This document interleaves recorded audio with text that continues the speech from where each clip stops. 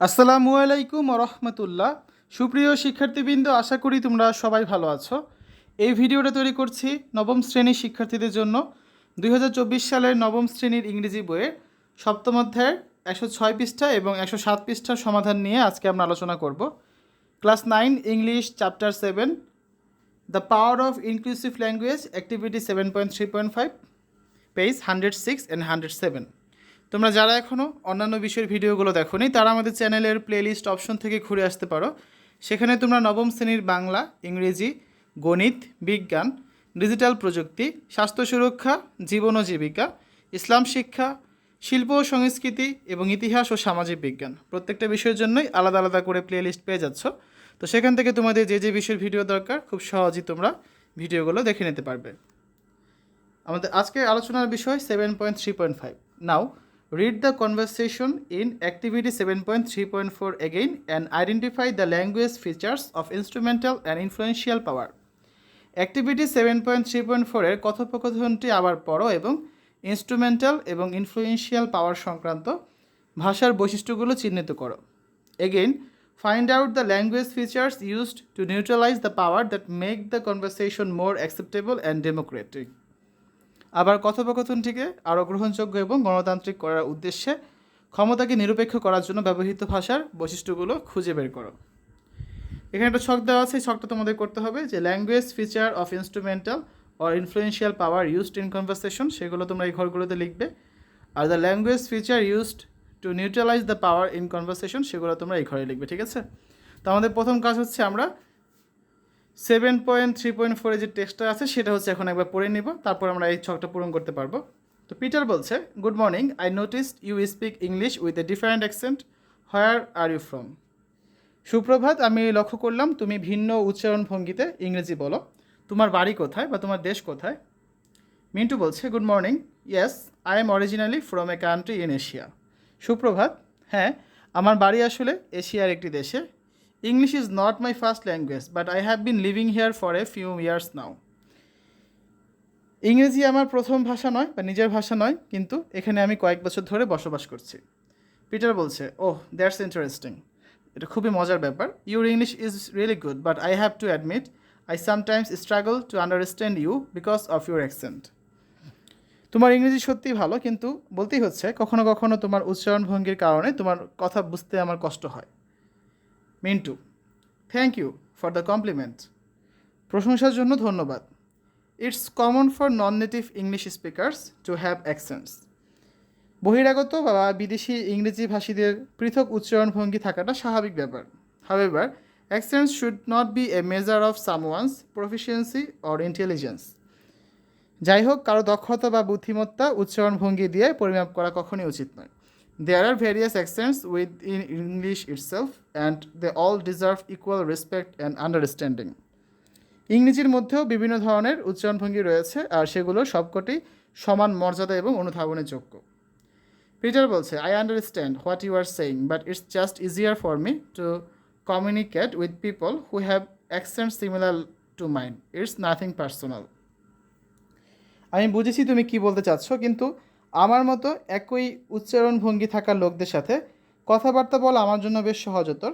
এটি কোনো ব্যক্তিগত বৈরিতা নয়, ঠিক আছে? মানে তুমি পার্সোনালভাবে এটা নিও না। তারপর দেখো, মিন্টু বলছে যে, I see where you are coming from but it's important to recognise that language and accents are tied to power dynamics. আমি বুঝেছি তোমার দেশ বা বাড়ি কোথায়, কিন্তু ভাষা এবং উচ্চারণ সামাজিক সম্পর্ক এবং উত্তরাধিকারের সাথে সম্পৃক্ত।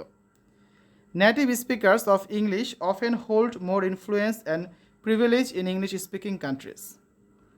স্থানীয় ইংরেজি ভাষীরা প্রায় ইংরেজি বলা দেশগুলোতে অধিক প্রভাব এবং সুযোগ সুবিধা প্রাপ্ত হয়।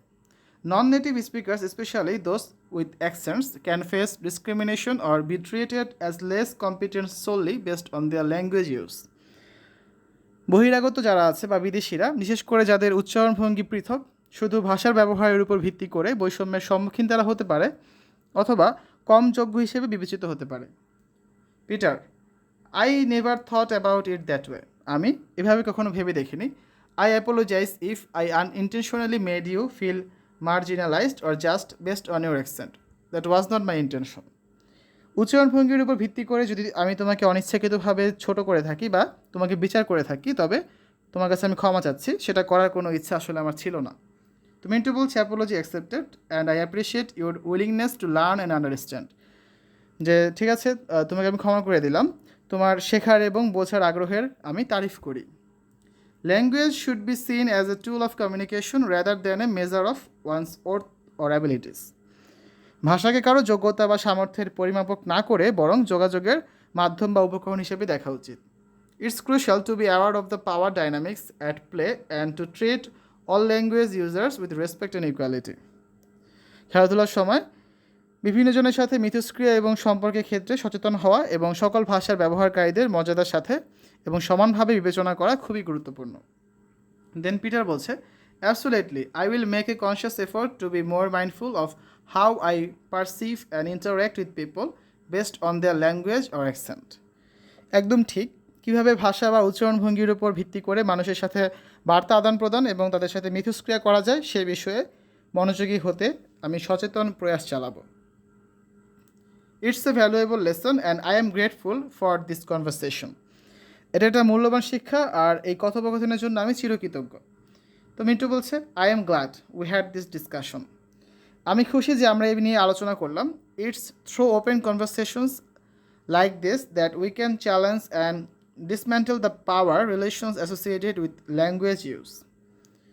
এরকম খোলামেলা কথোপকথনের মাধ্যমেই ভাষার ব্যবহারের সাথে জড়িত ক্ষমতার সম্পর্ককে আমরা চ্যালেঞ্জ করতে এবং ভেঙে ফেলতে পারি। Let's continue to foster a more inclusive and equitable environment for everyone regardless of their linguistic background or accent.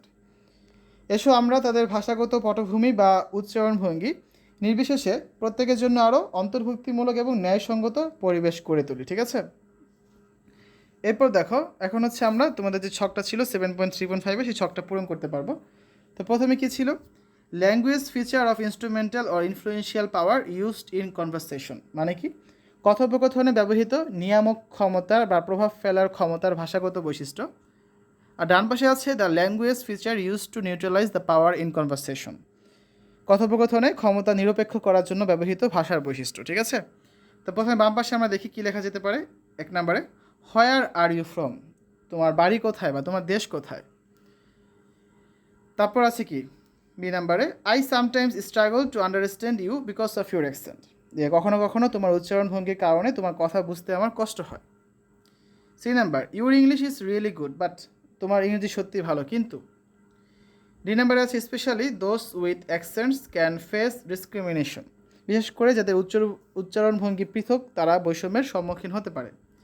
আর এই নাম্বারে আছে I noticed you speak English with a different accent, আমি তোমাকে লক্ষ্য করলাম যে তুমি ভিন্ন উচ্চারণ ভঙ্গিতে ইংরেজি বলো। ঠিক আছে, এবার ডান পাশেগুলো দেখবো আমরা যে কথোপকথনে ক্ষমতা নিরপেক্ষ করার জন্য ব্যবহৃত ভাষার বৈশিষ্ট্যগুলো কি। I have been living here for a few years now, আমি কয়েক বছর ধরে এখানে বসবাস করছি। It's common for non native English speakers to have accents, বহিরাগত বা বিদেশি ইংরেজি ভাষীদের পৃথক উচ্চারণভঙ্গি থাকাটা খুবই স্বাভাবিক ব্যাপার।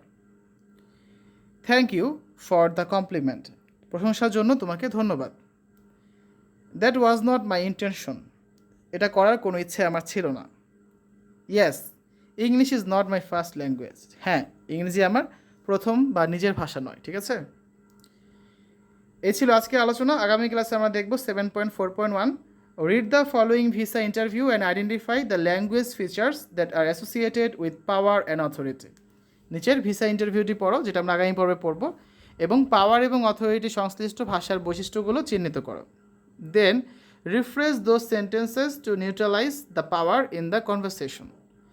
তারপর কথোপকথনে ব্যবহৃত পাওয়ারকে ক্ষমতাকে নিরপেক্ষ করার জন্য বাক্যগুলো পুনর্গঠন করো। Letter share your responses with the class and submit A copy to the teacher, পরে তোমার উত্তরগুলো শ্রেণীতে শেয়ার করো এবং একটি কপি শিক্ষকের কাছে জমা দাও। ঠিক আছে, তো আগামী ক্লাসে আমরা হচ্ছে এই কাজটা করব এবং এখানেও একটা ছক থাকবে, তোমাদের বইয়ে করা নাই, তো সেরকম একটা ছক করে আমাদের এই অ্যান্সারটা করতে হবে, সেটা হচ্ছে আমরা পূরণ করে দিব। তো শিক্ষার্থীরা তোমাদের সকলকে আগামী পর্ব দেখার জন্য আমন্ত্রণ জানাচ্ছি। এতক্ষণ তোমরা দেখলে class 9 English chapter 7 page 106 and 107, The Power of Inclusive Language, Activity 7.3.5 or Lesson 7.3.5.